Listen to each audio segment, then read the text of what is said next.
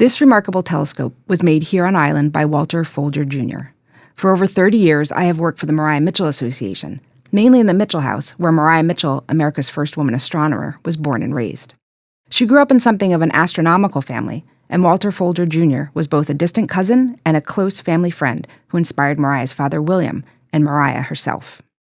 To be quite honest, you do not always think of someone on Nantucket building telescopes or clocks in the 19th century, but Folger did. He was one of the island's most illustrious native sons, considered a genius by many of his contemporaries. Born in 1765, he made his mark across a long life as an instrument maker, inventor, lawyer, scientist, astronomer, and statesman.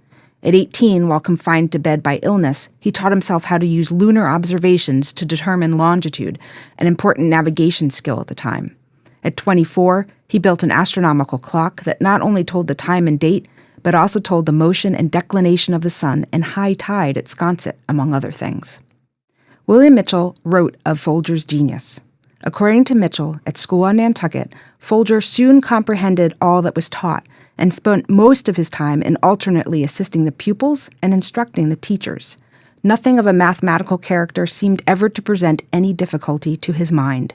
He mastered algebra and fluxions without assistance, and while in his teens, read Euclid, as he would read a narrative. As a practical mechanic and optician, he had few superiors.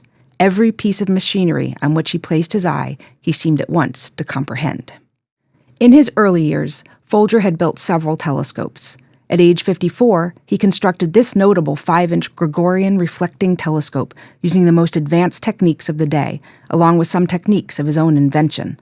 This telescope uses mirrors to magnify objects by 300 times. It became a hit with neighbors who would stop by to look through it. William Mitchell said after its first trial, its performance was astonishing. For light, distinctness of vision, and clearness of outline, it is scarcely surpassed by the larger and far more expensive instruments of the present day. Walter Folger Jr. died in 1849. His grandson, John B. Folger, donated the telescope to the museum in 1940. His famous astronomical clock can also be seen here in a gallery down the hall.